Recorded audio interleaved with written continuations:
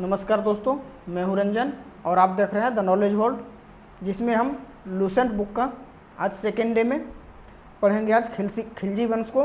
उससे पहले हम कुछ सवाल कर लेते हैं, आप लोग उसका जवाब दीजिए। तो चलिए, सबसे पहले सल्तनत काल कितना से कितना ईयर तक? 1206 ईस्वी से लेकर 1526 ईस्वी तक को क्या कहेंगे? सल्तनत काल, जिसे दिल्ली सल्तनत के नाम से जानते हैं। ठीक है, दिल्ली सल्तनत के अंतर्गत में कितने वंश शासन किए हैं? चार वो कौन कौन? गुलाम वंश, खिलजी वंश, 5 वंश किए। गुलाम वंश, खिलजी वंश, तुगलक वंश, सैयद वंश और लोदी वंश, है ना। इन्हीं 5 वंशों को मिला के कुल कितना वर्ष का शासन हुआ है? 320 वर्ष का शासन किया गया है, जिसमें सबसे पहले शासन कौन किया? गुलाम वंश, और सबसे अंतिम लोदी वंश। तो गुलाम वंश का संस्थापक कौन है? कुतुबुद्दीन ऐबक। कौन है? कुतुबुद्दीन ऐबक। अच्छा, गुलाम वंश का शासनकाल कितना रहा है? 1206 से लेकर 1290 ईस्वी तक। गुलाम वंश की स्थापना कब हुआ था? 1206 ईस्वी में। किसने किया था? कुतुबुद्दीन ऐबक था कौन? मोहम्मद गौरी का गुलाम। कौन था? मोहम्मद गौरी का गुलाम था, जिसको दिल्ली मिला था। ठीक है, मोहम्मद गौरी के कुल कितने गुलाम थे? 4 गुलाम। कौन कौन? कुबाचा, यलदौज, कुतुबुद्दीन ऐबक और बख्तियार खिलजी। जो बख्तियार खिलजी था कौन था? कुतुबुद्दीन ऐबक का सेनापति था। याद है सब चीज? आगे देखिए, कुतुबुद्दीन ऐबक अपना राज्य अभिषेक कब करवाया था? कब करवाया था? 24 जून 1206 ईस्वी को। अच्छा, कुब्बत उल इस्लाम कहाँ में है? नई दिल्ली में। कहाँ है? नई दिल्ली में। जिसका निर्माण किसने करवाया था? कुतुबुद्दीन ऐबक। 2.5 दिन का झोपड़ा, ये कहाँ में है? अजमेर में। इसका निर्माण कौन करवाया? कुतुबुद्दीन ऐबक। अच्छा, कुतुब मीनार का नींव किसने रखा? कुतुबुद्दीन ऐबक। किसकी याद में? अपने गुरु बख्तियार काकी की याद में। किसके? अपने गुरु बख्तियार काकी की याद में। अच्छा, कुतुब मीनार का निर्माण किसने पूरा किया? इल्तुतमिश ने। किसने किया? इल्तुतमिश ने। कितना मंजिल तक? 4 मंजिल तक। अच्छा, पहला मंजिल कौन बनवाया था? कुतुबुद्दीन ऐबक ने पहला मंजिल बनवाया, और उसके बाद उसकी 1210 ईस्वी में क्या हो गया था? मृत्यु हो गया था। अच्छा, कुतुबुद्दीन ऐबक की मृत्यु कैसे हुआ था? चौगान खेलते वक्त घोड़े से गिरकर। अच्छा, कुतुबुद्दीन ऐबक की शव को कहाँ दफनाया गया? लाहौर में। तो यानी पूछेगा कि कुतुबुद्दीन ऐबक का मकबरा कहाँ है? लाहौर। अच्छा, सबसे पहले गुलाम वंश का जब स्थापना किया गया तो उसकी राजधानी कहाँ बनाया गया था? लाहौर में। ठीक है यहाँ तक? अच्छा, कुतुबुद्दीन ऐबक को कौन कौन सा उपाधि दिया गया था? लाख बख्श, पील बख्श, सिपह सलार और ठीक है, लाख बख्श का मतलब क्या है? लाखों का दान देने वाला। नहीं लिखा वाला है? लिखाया हुआ है। चलिए, कुतुबुद्दीन ऐबक का सेनापति कौन था? बख्तियार खिलजी। बख्तियार खिलजी नालंदा विश्वविद्यालय को कब ध्वस्त किया था? 1193 ईस्वी में। अब विक्रमशिला विश्वविद्यालय को 1203 ईस्वी में, है ना। हाँ, 1202-3 के बीच में किया था। ठीक है, देखिए उसके बाद कुतुबुद्दीन ऐबक की मृत्यु कब हुआ था? 1210 ईस्वी में। तो 1210 ईस्वी के बाद गुलाम वंश का शासक कौन बना था? इल्तुतमिश से पहले भी बना था एक। कौन? आराम शाह। कौन बना था? आराम शाह। आराम शाह कौन था? कुतुबुद्दीन ऐबक का बेटा था, है ना जी। कुतुबुद्दीन ऐबक का बेटा कौन था? आराम शाह, जिसको किसने राजा बनाया था? लाहौर के अमीरों ने। कौन? लाहौर के अमीरों ने। लेकिन उसका विरोध कौन कर रहे थे? दिल्ली के अमीर। कौन कर रहे थे? अच्छा, दिल्ली के अमीर किसको शासक बनाना चाहते थे? इल्तुतमिश को। किसको? इल्तुतमिश को। अच्छा, कुतुबुद्दीन ऐबक का मृत्यु हुआ, उस दौरान इल्तुतमिश कहाँ का गवर्नर था? बदायूं का। कहाँ था? बदायूं का गवर्नर था, है ना जी। अच्छा, इल्तुतमिश कौन था कुतुबुद्दीन ऐबक का? दामाद था और गुलाम भी था। क्या था? गुलाम था, जिसे 1000 दिनारी भी कहते हैं। 1000 दिनार में इसको खरीद के लेके आया था। चलिए, तो इल्तुतमिश और आराम शाह के बीच 1211 ईस्वी में कौन सी लड़ाई लड़ा गया था? जुंद की लड़ाई। कौन सा लड़ाई? जुंद की लड़ाई लड़ा गया था, है ना जी। जिसमें किसकी हत्या हो गई थी? आराम शाह की क्या हो गई? हत्या कर दिया गया। और शासन पे कौन बैठ गया गद्दी पे? इल्तुतमिश। कौन बैठा? इल्तुतमिश बैठा। इल्तुतमिश इलवरी तुर्क था। क्या था? इलवरी तुर्क था। इतना तो कोई दिक्कत? सब लिखवाया हुआ है। इल्तुतमिश से नहीं लिखवाया, कुतुबुद्दीन ऐबक लिखवाया हुआ है। ठीक है। अब देखिए इल्तुतमिश का महत्वपूर्ण कार्य देखते हैं क्या क्या किया है। कुतुब मीनार का जो शेष काम था किसने पूरा करवाया था? इल्तुतमिश ने। अच्छा, इल्तुतमिश ने 2 सिक्के जारी किए थे। कौन कौन सा? चांदी के टका और तांबा के जित्तल। ठीक है। अच्छा, इल्तुतमिश ने कौन सी प्रथा चालू की थी? इक्ता प्रथा। कौन सी? इक्ता प्रथा। इल्तुतमिश ने 40 गुलामों के सरदारों के लिए कौन सा संगठन बनाया था? तुर्कान ए चिहलगानी। कौन सा? तुर्कान ए चिहलगानी, जिसको बाद में कौन खत्म कर देगा? बलबन। कौन करेगा? बलबन बाद में इसको क्या कर देगा? समाप्त कर देगा। आगे देखिएगा। अच्छा, इल्तुतमिश ने अपनी राजधानी लाहौर से कहाँ स्थानांतरित कर दिया था? दिल्ली में। कहाँ किया था? दिल्ली। दिल्ली क्यों किया? क्योंकि वो दिल्ली के सरदारों के लिए मतलब विशेष था।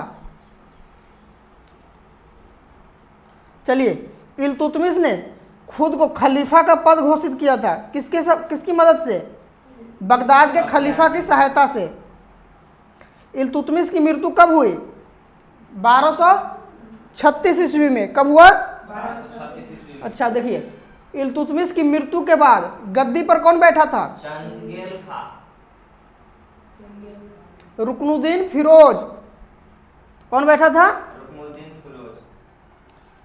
जो अपनी मां की सहायता से करता था, शासन करता था। इल्तुतमिश की मृत्यु के बाद उसका पुत्र रुकनुद्दीन फिरोज गद्दी पर बैठा, जो कैसा शासक था? एक अयोग्य शासक था, जो किसकी मदद से शासन करता था? अपनी माँ। कौन? तुर्कान बाई। कौन?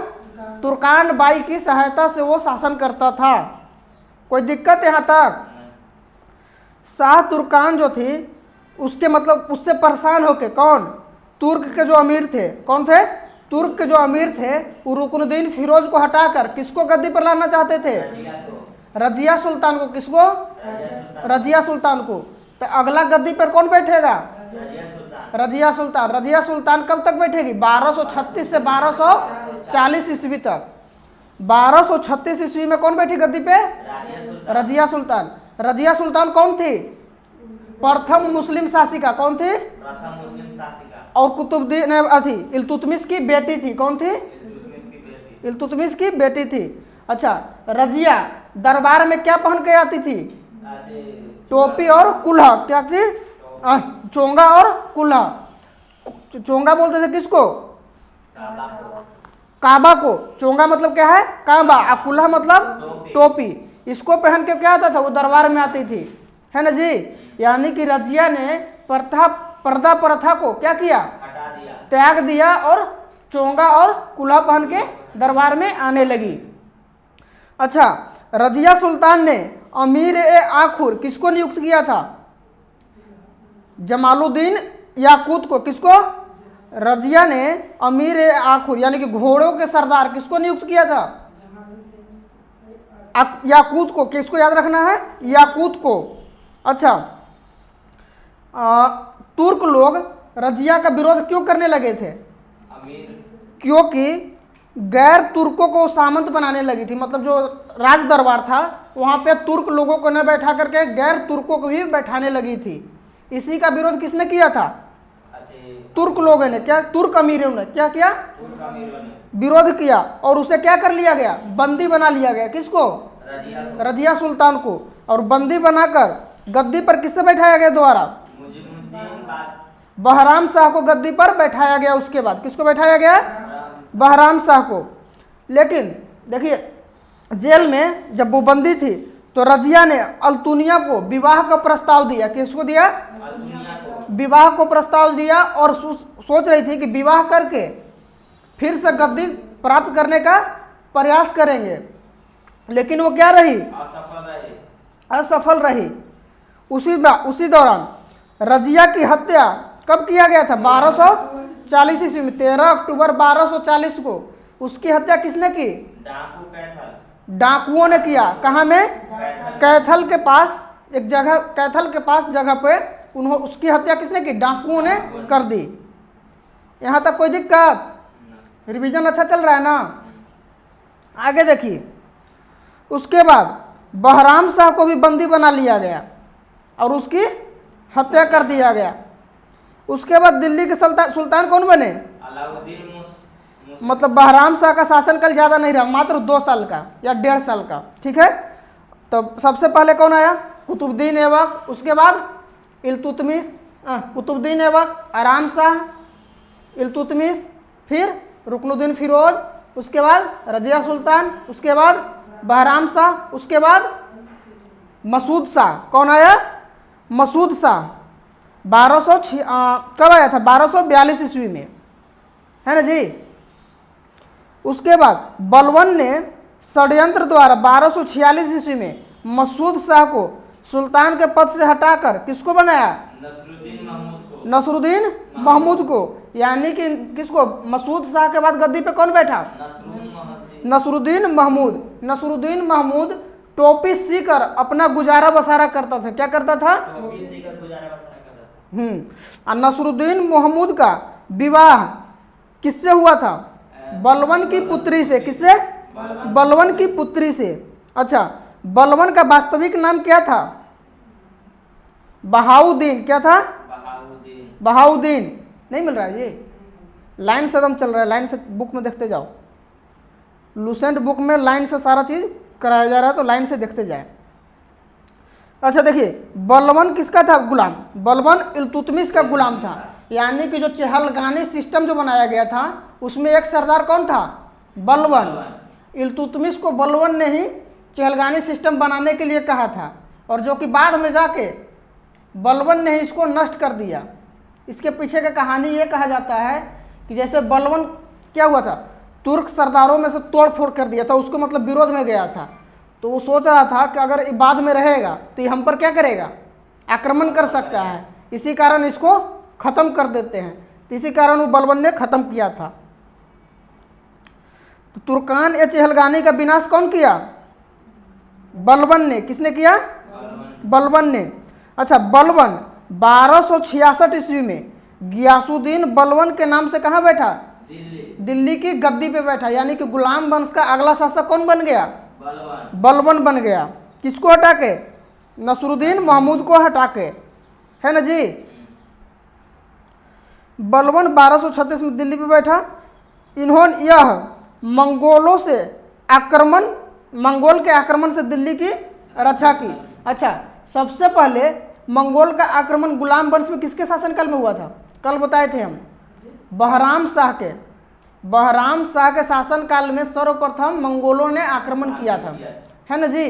मंगोल में कौन था? चंगेज खान, है ना जी, बताए थे, जिसको हम तेमुचिन के नाम से भी जानते हैं। तो ये चंगेज खान जो थे बहराम शाह के शासनकाल में आक्रमण किया था। उसके बाद दोबारा किया था मसूद शाह के शासनकाल में। उसके बाद जब ये बलबन के शासनकाल में किया तो बलबन ने उसको क्या किया? पराजित किया। यानी कि उसके मंगोल आक्रमण से दिल्ली की रक्षा किया था, है ना जी।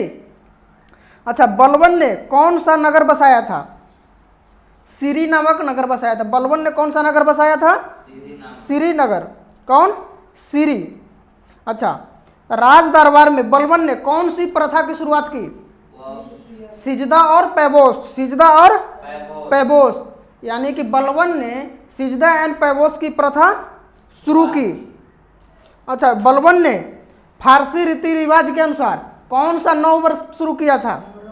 नवरोज नाम का फारसी मतलब साल का पहला दिन, यानी कि नव वर्ष शुरू किया था, है ना जी। यानी नवरोज उत्सव मनाने का काम कौन किया था सबसे पहले? बलबन। कौन किया था? बलबन। अच्छा, बलबन रक्त एवं लौह की नीति को अपनाता था। किसको अपनाता था? रक्त एवं लौह की नीति अपनाता था। अच्छा, बलबन को उलूग खां की उपाधि किसने दिया था? नसरुद्दीन महमूद। बलबन को उलूग खां की उपाधि किसने दिया? नसरुद्दीन महमूद। कोई दिक्कत? अच्छा, बलबन के दरबार में दो कवि रहते थे, फारसी कवि। प्रसिद्ध कवि कौन कौन थे? अमीर खुसरो और अमीर हसन। अमीर खुसरो और अमीर हसन। अच्छा, अब देखिए, गुलाम वंश का अंतिम शासक कौन है? शमसुद्दीन कैमूर। कौन है? शमसुद्दीन कैमूर। कैमूर से पहले कौन था? कैकुवाद। कैमूर से पहले था कैकुवाद। तो मुख्य रूप से हमको याद करना है, गुलाम वंश का संस्थापक कौन? कुतुबुद्दीन ऐबक। अब गुलाम वंश का अंतिम शासक कौन? तो कैमूर। कौन है? कैमूर। गुलाम वंश यहाँ पे क्या हो गया? खत्म। अब उसके बाद हमको कौन देखना है? खिलजी वंश। किसको देखना है? खिलजी वंश। तो खिलजी वंश का शासनकाल कितना रहा है जी? लिखवाए थे हम। शासनकाल 1290 से लेके 1320 ईस्वी तक।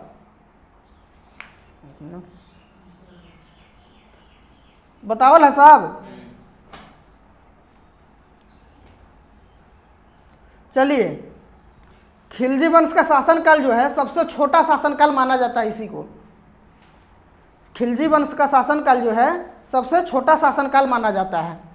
कितना है? मात्र 30 साल का शासनकाल। कितना? 30 साल। लिख लो, 30 वर्ष का शासनकाल।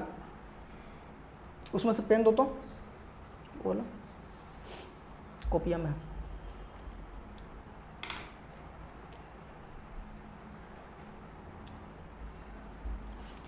तीस वर्ष का शासनकाल माना जाता है किसका? खिलजी वंश का। अब देखिए, खिलजी वंश का संस्थापक कौन था जी? अच्छा, गुलाम वंश के समाप्त होने के बाद किसका शासन चालू हुआ? खिलजी वंश का। गुलाम वंश खत्म हुआ तो कौन सा वंश चालू हुआ? खिलजी वंश। खिलजी वंश के संस्थापक कौन थे? जलालुद्दीन फिरोज खिलजी। किसकी स्थापना किया था? खिलजी वंश का। अच्छा, खिलजी वंश की राजधानी कहाँ रखा गया था? किलोखरी। कहाँ? किलोखरी। यानी पूछेगा कि खिलजी वंश ने जब अपना स्थापना किया तो अपना राजधानी कहाँ रखा था? किलोखरी को राजधानी बनाया। उसके बाद देखिए, जलालुद्दीन की हत्या 1296 ईस्वी में उसका भतीजा व दामाद किसने? अलाउद्दीन खिलजी ने किया। इसके पीछे का कहानी क्या है देखिए। इसके समय में जब जलालुद्दीन फिरोज खिलजी कथी कर रहे थे? शासन कर रहे थे। तो मानिकपुर कड़ा में, मानिकपुर कड़ा जो है अभी जो लिखा हुआ है कि अलाउद्दीन खिलजी वहाँ पे शासन कर रहा था। तो मानिकपुर कड़ा में क्या हो रहा था? विद्रोह हुआ था। वहाँ पे क्या हुआ था? विद्रोह हुआ था। तो उस विद्रोह को दबाने के लिए जलालुद्दीन खिलजी ने मानिकपुर कड़ा में किसको भेजा? अलाउद्दीन खिलजी को भेजा। किसको भेजा? अलाउद्दीन खिलजी को भेजा, जो कि उसका क्या था? भतीजा था और दामाद भी था, है ना जी।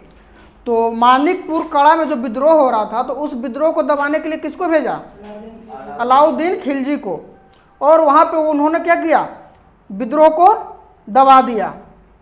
उसके बाद वहाँ पे क्या किया गया? विद्रोह को दबा दिया गया। तो अलाउद्दीन खिलजी को जलालुद्दीन फिरोज खिलजी के द्वारा वहाँ के यानी कि कड़ा मानिकपुर का गवर्नर बना दिया गया। किसको? अलाउद्दीन खिलजी को, है ना जी। अच्छा, अलाउद्दीन खिलजी को गवर्नर बनाया गया। और जब जलालुद्दीन खिलजी ने अलाउद्दीन खिलजी से वहाँ का गवर्नर था, तो मतलब कहाँ के, कड़ा मानिकपुर का। तो वहाँ का हिसाब मांगा था किससे? अलाउद्दीन खिलजी से। तो जो कि उसने हिसाब देने से मना कर दिया। और 1296 ईस्वी में, कब? 1296 ईस्वी में फिरोज शाह खिलजी के कुछ किया, जलालुद्दीन फिरोज की हत्या कर दी। क्या कर दी? हत्या कर दी। तो यानी इसका हत्या के पीछे का कारण समझ में आ गया। देखिए, जलालुद्दीन फिरोज खिलजी का हत्या का कारण क्या था? कड़ा मानिकपुर का गवर्नर होते हुए अलाउद्दीन खिलजी ने हिसाब देने से क्या किया था? मना कर दिया और उसकी हत्या कर दी। अब वो वहाँ का गवर्नर कैसे बना था? क्योंकि जब जलालुद्दीन फिरोज खिलजी शासन कर रहा था तो उस दौरान कड़ा मानिकपुर में क्या हुआ था? विद्रोह हो गया था, मतलब जनता भड़क उठी थी। तो उस विद्रोह को शांत करने के लिए भेजा गया था किसको? अलाउद्दीन खिलजी को। कोई दिक्कत यहाँ तक? ये समझ गया कि हत्या उसका कैसे हुआ? अब देखिए, 1290 ईस्वी में देवगिरी के एक शासक थे, कौन? रामचंद्र देव। इसमें नहीं लिखा हुआ है, कहानी है रामचंद्र देव, है ना जी। तो उसके खिलाफ युद्ध करने के लिए अलाउद्दीन खिलजी को भेजा था। कौन? फिरोज शाह खिलजी। जलालुद्दीन फिरोज खिलजी जो थे, अलाउद्दीन खिलजी को दक्षिण भारत में आक्रमण करने के लिए। तो दक्षिण भारत में किस पे आक्रमण करना था? देवगिरी पे। किस पे? देवगिरी पे। तो ये मात्र पहला शासक था जिन्होंने दक्षिण भारत में आक्रमण किया, है ना जी। तो तुमसे पूछ देगा कि दक्षिण भारत में आक्रमण करने वाला प्रथम शासक कौन था? अलाउद्दीन खिलजी। कौन था? अलाउद्दीन खिलजी। कोई दिक्कत है यहाँ तक? उसके बाद देखते हैं हम, कड़ा मानिकपुर कहाँ में है? प्रयाग, यानी कि इलाहाबाद वाले हिस्से में। अब देखिए, उसके बाद जब उसकी हत्या हो गया तो 22 अक्टूबर 1296 ईस्वी को अलाउद्दीन खिलजी कहाँ का शासन बना? दिल्ली का सुल्तान बन गया, है ना जी। अलाउद्दीन का बचपन का नाम क्या था? अली गुरसास्प। क्या है? अली गुरसास्प। सास्प, गुरसाप नहीं, अली गुरसास्प बोलते जाना है। अलाउद्दीन खिलजी ने सेना को नगद वेतन देने तथा अस्थायी वेतन देने, अस्थायी सेना रखने का नींव रखा था। किसका नींव रखा था? हाँ, देखिए, यही चीज इल्तुतमिश के शासनकाल में जब इक्ता प्रथा था तो वो भी सेना के लिए था, इक्ता प्रथा। उसी को खत्म करके अलाउद्दीन खिलजी जो है वो नगद वेतन और अस्थायी सेना रखने का प्रावधान किया, है ना जी। मतलब इक्ता प्रथा ये समाप्त कर दिया। दिल्ली के शासकों में अलाउद्दीन खिलजी के पास सबसे विशाल अस्थायी सेना था। मतलब सबसे ज़्यादा सेना किसके पास थी? अलाउद्दीन खिलजी। यानी जितना भी हम अभी दिल्ली सल्तनत पढ़ेंगे, जो भी 5 शासक है हमारा, सब पढ़ेंगे तो सभी में सबसे ज़्यादा सेना किसी के पास था? अलाउद्दीन खिलजी के पास था। अलाउद्दीन खिलजी ने घोड़ा दागने तथा सैनिकों का हुलिया लिखने की प्रथा की शुरुआत किया था। तो अलाउद्दीन खिलजी ने कौन सी प्रथा की शुरुआत किया था? हुलिया दागने और घोड़ा दागने और सैनिकों का हुलिया बनाने का। मतलब घोड़ा पर एक निशान लगा देता था, ये घोड़ा किसका है? खिलजी वंश का है। अब जो सैनिक है उसका हुलिया बनाता था कि ये सैनिक खिलजी वंश का है ना जी। तो हुलिया और घोड़ा दागने का प्रथा कौन चलाया? अलाउद्दीन खिलजी। अलाउद्दीन ने भू राजस्व की दर को बढ़ाकर कितना किया? कुल उपज का कितना? 1/2 भाग, यानी कि 50%। कितना? 50%। इसने खम्स यानी लूट का धन का सुल्तान का हिस्सा, जैसे मतलब कोई लुटेरा था, डाकू वगैरह होता था, तो जो धन लूटता था उसमें सुल्तान का कितना हिस्सा था? 1/4 भाग पहले था, लेकिन जब अलाउद्दीन खिलजी आया तो कितना कर दिया? 3/4 भाग कर दिया। कोई दिक्कत है यहाँ तक? आगे देखेंगे। इसने व्यापारियों में बेईमानी रोकने के लिए कम तौलने वाले व्यक्ति के शरीर से मांस काट लेने का आदेश दिया।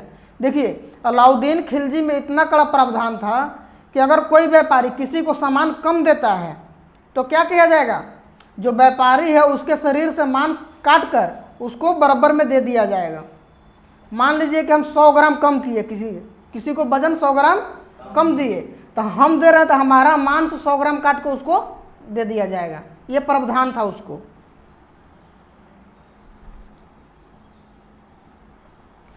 इसने अपने शासनकाल में मूल्य नियंत्रण प्रणाली को दृढ़ता से, यानी कि बाजार जो नियंत्रण है उसको क्या किया, बहुत अच्छी तरीके से इसको लागू करवाया। कोई दिक्कत? अच्छा, दक्षिण भारत की विजय के लिए अलाउद्दीन खिलजी ने मलिक काफूर को भेजा। किसको भेजा? मलिक काफूर। मलिक काफूर क्या था, मतलब ये बोलते हैं हम, क्या बोलते हैं, किन्नर बोलते हैं, किन्नर है मलिक काफूर, है ना जी। तो दक्षिण भारत की विजय के लिए अलाउद्दीन खिलजी ने किसको भेजा था? मलिक काफूर को। इसी को 1000 दिनारी कहते हैं। चलिए देखिए, और देखिए इससे पहले भी दक्षिण अभियान पे कौन गया था? अलाउद्दीन खिलजी। किसके कहने पे? जलालुद्दीन फिरोज खिलजी के। लेकिन अब अलाउद्दीन खिलजी भी एक को दक्षिण अभियान पे भेजा। किसको? मलिक काफूर को, है ना जी। जमायत खान मस्जिद, अलाई दरवाजा, सीरी का किला व 1000 खंबा महल का निर्माण किसने करवाया? अलाउद्दीन खिलजी। कौन? अलाउद्दीन खिलजी। जहां भी अलाउद्दीन मिले वहां पर क्या पढ़ना है? अलाउद्दीन खिलजी। कोई दिक्कत? तो यानी कि अलाउद्दीन खिलजी का मुख्य कार्य क्या था? जमायत खान मस्जिद का निर्माण करवाना, अलाई दरवाजा का निर्माण करवाना, सीरी का किला का निर्माण करवाना, 1000 खंबा महल का निर्माण करवाना।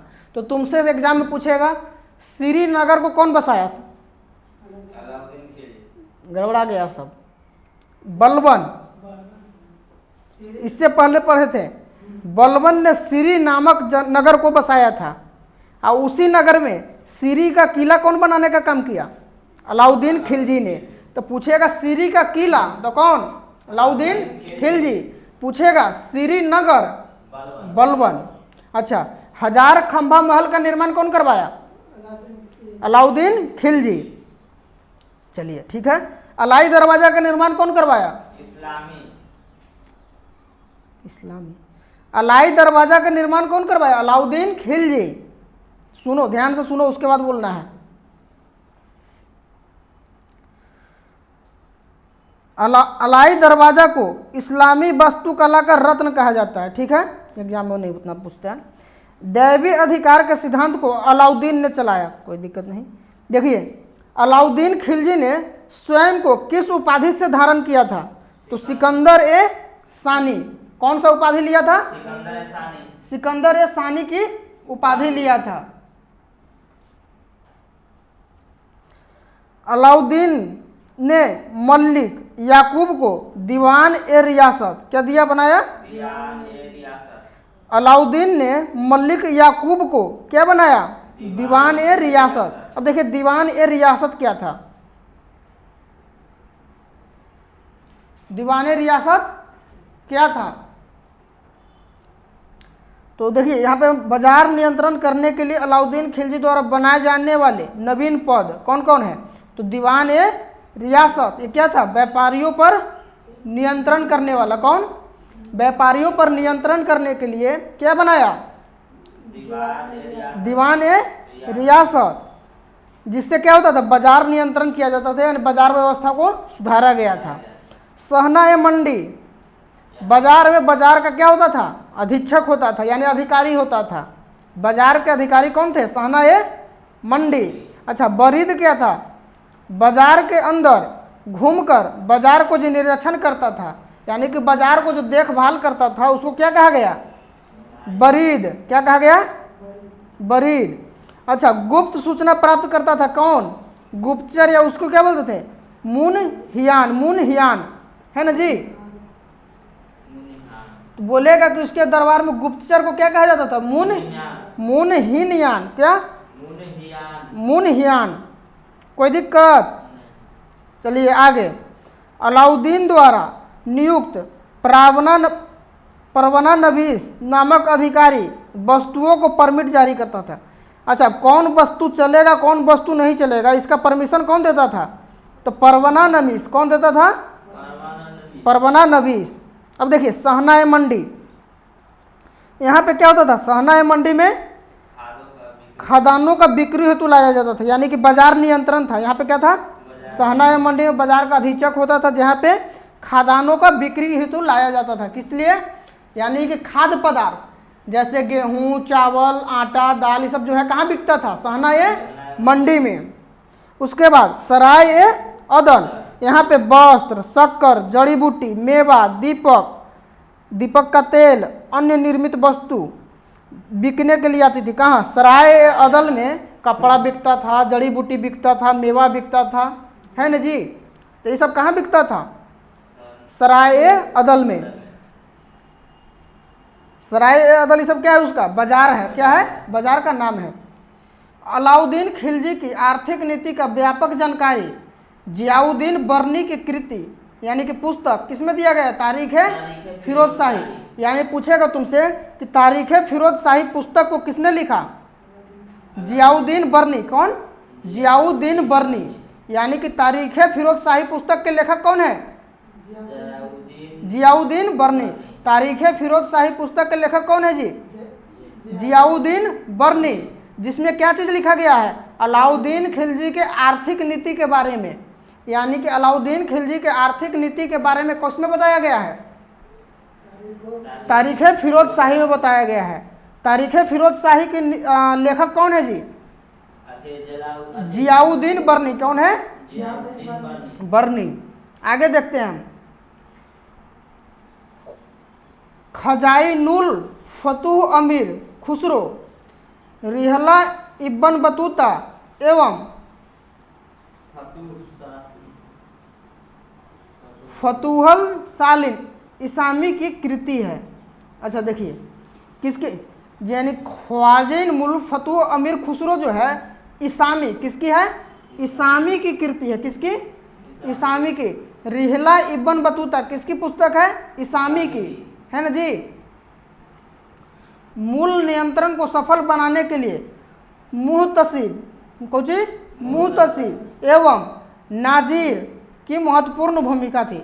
यानी मूल नियंत्रण को सफल बनाने में किसकी मुख्य भूमिका थी, मुहतसिब की और नाजीर की।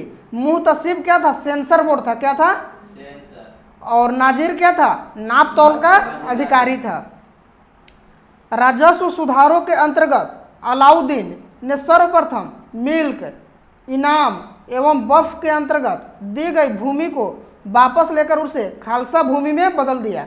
यानी देखिए, राजस्व में अभी वफ का नाम सुना होगा, कुछ दिन पहले चर्चा में था, केस कोर्ट चल रहा था इसमें। मुसलमान की जो भूमि था पहले, उसी के बारे में वफ कोड लाया गया था। तो राजस्व को सुधार यानी कि भूमि के लिए सुधार करने के लिए जो वफ के अंतर्गत जो भूमि दिया जाता था, है ना जी, उसी को वापस लेकर उसको किस रूप में बदल दिया गया, खालसा भूमि में बदल दिया गया। नहीं मिल रहा है क्या, तो बोल नहीं रहा है। चलिए, अलाउद्दीन खिलजी के द्वारा लगाए जाने वाले दो नवीन कर कौन कौन है, चराई कर और गढ़ी कर। दो तरह के कर चलाए गए अलाउद्दीन खिलजी के शासनकाल में, एक चराई और एक गढ़ी। चराई में क्या था, दुधारू पशुओं पर, कौन, दुधारू पशु पर, और गढ़ी में घर और झोपड़ी पर। देखिए याद रखना है, चराई चरेगा कौन, गाय भैंस, दुधारू हो गया वहां से। और गढ़, गढ़ पर क्या होगा, किला होगा, घर होगा। यानी कि गढ़ी कर किस पे लगेगा, घर झोपड़ी पर, है ना जी। तो एग्जाम में पूछा जाता है कि अलाउद्दीन खिलजी ने किन दो कर चलाए, कौन कौन से दो को कर चलाए थे। तो एक चराई और एक गढ़ी। तो चराई कर किस पे था, दुधारू पशुओं पे, और गढ़ी घर पे। अलाउद्दीन खिलजी के शासनकाल में 1297 से 1306 ईस्वी तक मंगोलों के कुल कितने आक्रमण हुए, यानी कि अलाउद्दीन खिलजी के शासनकाल में कुल कितना आक्रमण हुआ था, 6 आक्रमण हुआ था। प्रथम आक्रमण कब हुआ, 1297 ईस्वी में कादर खां के नेतृत्व में। किसके नेतृत्व में, कादर खां के नेतृत्व, यानी कि चंगेज खां अब नहीं कर रहा है, ठीक है। दूसरा आक्रमण 1298 ईस्वी में सल्दी के नेतृत्व में। तीसरा आक्रमण 1299 में कुतलुक ख्वाजा के नेतृत्व में। चौथा आक्रमण तारगी के नेतृत्व में। पांचवा आक्रमण अली बेग और तारतार्क तारतक के नेतृत्व में, छठा कवक और एक बालमंद के नेतृत्व में, है ना जी। तो इस तरह से यानी हमको याद इसमें से इतना नहीं करना है। याद क्या करना है कि पूछेगा कि अलाउद्दीन खिलजी के शासनकाल में मंगोलों का कुल कितना आक्रमण हुआ? 6 आक्रमण, बस इतना ही याद रखना है, ठीक है। अलाउद्दीन खिलजी की मृत्यु कब हुआ था? 5 जनवरी 1316 ईस्वी को। अब देखिए आगे, कुतुबुद्दीन मुबारक खिलजी 1316 ईस्वी में दिल्ली के सिंहासन पर बैठा, है ना जी। अब देखिए अलाउद्दीन खिलजी की मृत्यु के बाद गद्दी पर कौन बैठा? कुतुबुद्दीन मुबारक खिलजी 1316 में बैठा। अच्छा, इसकी पसंद क्या था? नग्न स्त्री और पुरुष, यानी कि स्त्री पुरुष नंगा व्यक्ति जो था इसको ज़्यादा पसंद था, यानी कि ऐसिया किस्म के व्यक्ति था। कैसा? ऐस मौज करने वाला। मुबारक खिलजी, यही जो कुतुबुद्दीन मुबारक खिलजी है, कभी कभी दरबार में, राज दरबार में स्त्रियों का वस्त्र पहन कर आ जाता था। क्या आ जाता था? स्त्रियों का वस्त्र पहन कर आ जाता था। इसको कौन बता रहे हैं कि बर्नी के अनुसार, देखिए बर्नी के अनुसार, बर्नी कौन है जी? एक लेखक है जिन्होंने तारीख फिरोज शाही नामक पुस्तक लिखा था। ऊपर में है ना, तारीख फिरोज शाही पुस्तक कौन लिखा था? बर्नी। उसी के अनुसार बताया जा रहा है कि मुबारक खिलजी जो है वो कभी कभी नग्न होकर दरबारियों के बीच दौड़ा करता था। मतलब नंगे वो क्या करता था? राज दरबार में दौड़ ही लगा लेता था। मुबारक खां ने खलीफा की उपाधि धारण की। मुबारक खिलजी जो थे वो क्या किसके उपाधि धारण की? खलीफा की। मुबारक के वजीर कौन थे? खुसरो खां, जिसने 15 अप्रैल 1320 ईस्वी को क्या की? इसकी हत्या कर दी। कौन क्या कर दी? हत्या कर दी। यानी कि मुबारक खिलजी की हत्या कौन की? खुसरो खां। कौन किया? खुसरो खां। खुसरो खां कौन था? मुबारक खिलजी का वजीर था ना जी। और स्वयं दिल्ली के सिंहासन पर बैठ गया। दिल्ली के सिंहासन पर कौन बैठ गया? आप? खुसरो खां। खुसरो खां ने पैगंबर के सेनापति की उपाधि धारण की। खुसरो खां ने किसकी उपाधि धारण की? पैगंबर की उपाधि धारण की। अब यही खुसरो खां जो है तुगलक वंश का नींव रखेगा। कौन? तुगलक वंश का नींव रखेगा।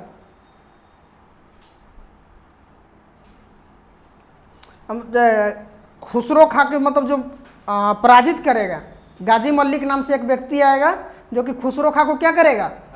हराएगा, पराजित करेगा। और वही गाजी मल्लिक है ना जी, जो कि गियासुद्दीन तुगलक के नाम से दिल्ली के सिंहासन पर बैठेगा। तो हमारा खिलजी वंश यहाँ पे समाप्त हो गया और तुगलक वंश कल देखेंगे, ठीक है ना जी। तो अब देखते हैं, एक बार हम पहले पूछ लेते हैं खिलजी वंश। खिलजी वंश का डिटेल शॉर्ट में एक बार रिवीजन कर लीजिए। चलिए तो बताइए, खिलजी वंश का शासनकाल कब से कब रहा? 1290 ईस्वी से लेकर 1320 ईस्वी तक। कुल कितने वर्ष का शासन रहा? 30 वर्षों का। खिलजी वंश का संस्थापक कौन थे? जलालुद्दीन फिरोज खिलजी। खिलजी वंश के स्थापना के समय उसकी राजधानी कहाँ रखा गया? कहाँ? किलोखरी में। अच्छा, जलालुद्दीन की हत्या कौन की? अलाउद्दीन खिलजी। किसने किया? अलाउद्दीन खिलजी। अच्छा, अलाउद्दीन खिलजी था कौन? जी, किसका दामाद था, किसका भतीजा था? जलालुद्दीन फिरोज खिलजी का क्या था? भतीजा और दामाद दोनों था, है ना जी। जो कहाँ का गवर्नर बनाया गया था? कड़ा मानिकपुर का गवर्नर बनाया गया था। वहाँ से उसको हिसाब मांगा गया। कौन मांगा? जलालुद्दीन फिरोज खिलजी। वो हिसाब देने से क्या किया? इनकार कर दिया और हत्या कर दिया, है ना जी। किसकी हत्या कर दी? जलालुद्दीन खिलजी की हत्या कर दिया गया। और गद्दी पर खुद बैठा कब? 22 अक्टूबर 1296 ईस्वी को। कोई दिक्कत जी? आगे, अलाउद्दीन खिलजी का बचपन का नाम क्या था? अली गुरसास्प।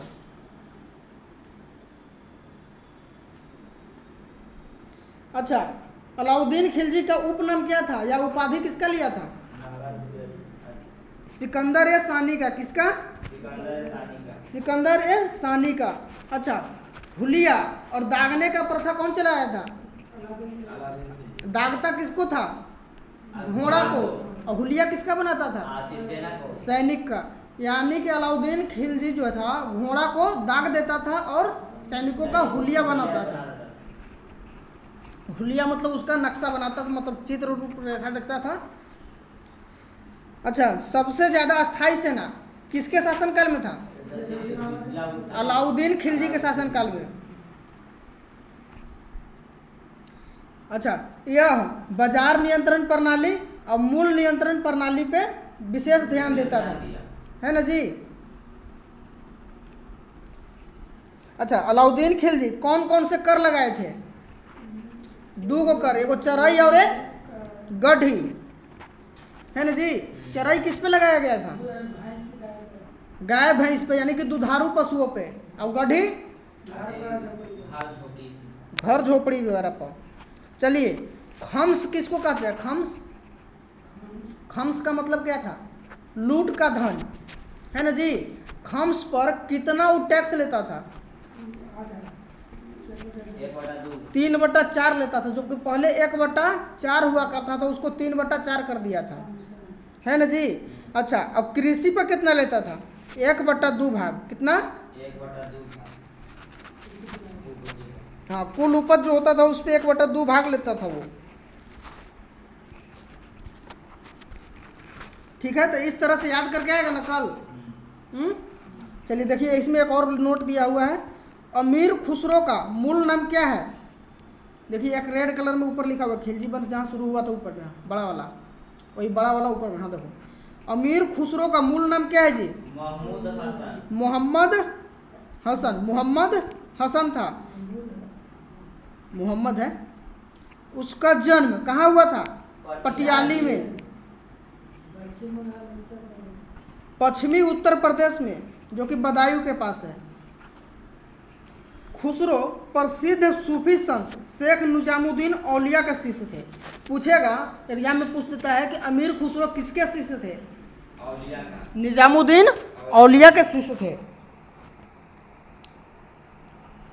देखिए, जिन अमीर खुसरो बलबन से लेकर मोहम्मद बिन तुगलक तक दिल्ली के दरबार में रहते, यानी कि बोले तो इसको कुल 8 शासन बोला जाता है, कि यानी 8 शासन काल या देखा था कुछ ऐसे ही। जो कौन था? अमीर खुसरो जो था बलबन से लेकर तुगलक वंश तक में रहा था, मुख्य रूप से कहें तो, है ना जी। अच्छा, अमीर खुसरो को तोते हिंद के नाम से जानते हैं। किसके? तोते हिंद, यानी कि भारत का तोता। अच्छा, इन्होंने सितार और तबला का आविष्कार किया था। यानी कि अमीर खुसरो ने किसका किसका आविष्कार किया था? तबला और सितार का आविष्कार किया था। इन्होंने ही भारतीय संगीत में कव्वाली गायन को प्रचलित किया था। किसको? कव्वाली गायन को प्रचलित किया था। साथ ही इन्हें कई प्रकार के आधुनिक रागों जैसे तिलक, सजागरी, सरपदा आदि के लिए इसका श्रेय दिया जाता है। नीचे एक चीज़ और इम्पोर्टेंट है, इन्हें हिंदी खड़ी बोली का जनक कहा जाता है। पूछेगा, हिंदी खड़ी बोली का जनक किसे कहा जाता है? अमीर खुसरो को। कोई दिक्कत यहाँ तक? तो आप लोग यहाँ तक अच्छे से समझ में आ गया है? तो कल क्या पढ़ के आना है? तुगलक वंश, और याद कौन सा करके आना है?